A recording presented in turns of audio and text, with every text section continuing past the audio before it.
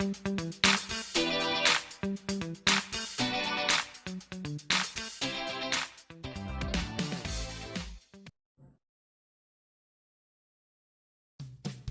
teman-teman semuanya, kalian pernah kepikiran nggak sih gimana ya cara pemerintah buat undang-undang? Terus tahapannya apa aja? Nah, di video kali ini kita akan menjawab semua pertanyaan itu. Tapi sebelumnya, perkenalkan, saya Ahmad Daniel Afandi dan kali ini kita akan bersama-sama membahas tentang tahapan pembentukan undang-undang. Pembentukan undang-undang dilalui oleh beberapa tahapan yang terdiri dari 1. Tahap perencanaan, 2. Tahap pembahasan, 3. Tahap pengesahan, dan 4. Tahap penyebar luasan. Kita masuk pada tahap yang pertama, yaitu tahap perencanaan. Dalam tahap ini, rancangan undang-undang yang akan dibentuk terlebih dahulu dimasukkan ke dalam prolegnas atau program legislasi nasional, yaitu skala prioritas program pembentukan undang-undang dalam rangka mewujudkan sistem hukum nasional yang disusun secara terencana, terpadu, dan sistematis. Program legislasi nasional memuat program pembentukan undang-undang yang meliputi judul rancangan undang-undang, materi yang akan diatur, dan kaitannya dengan peraturan perundang-undangan lainnya. Dalam tahap ini, rancangan undang-undang dapat diajukan oleh Presiden, DPR, atau DPD. Dengan syarat harus disertai dengan naskah akademik, kecuali untuk rancangan undang-undang mengenai anggaran pendapatan dan belanja negara, penetapan peraturan pemerintah pengganti undang-undang menjadi undang-undang, atau pencabutan peraturan pemerintah pengganti undang-undang. Setelah tahap perencanaan selesai, maka selanjutnya rancangan undang-undang akan dibawa ke dalam tahap pembahasan.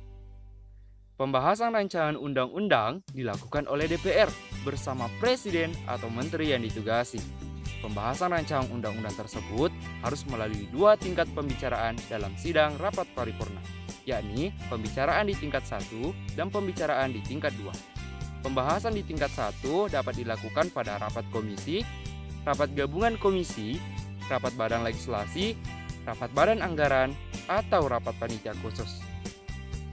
Kegiatan rapat itu dilakukan untuk membahas pengantar musyawarah, daftar inventarisasi masalah, dan penyampaian pendapat.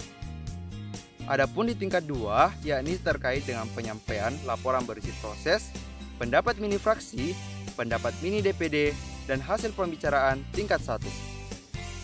Pembicaraan di tingkat 2 dilakukan untuk mengetahui pendapat dari tiap fraksi, apakah mereka menyetujui atau tidak rancangan undang-undang yang diajukan. Teman-teman sekalian, persetujuan suatu rancangan undang-undang dalam sidang rapat paripurna di tingkat 2 harus mengambil dari musyawarah mufakat. Namun, apabila tidak tercapai persetujuan dari kegiatan musyawarah mufakat, pengambilan keputusan dapat diambil berdasarkan voting atau suara terbanyak.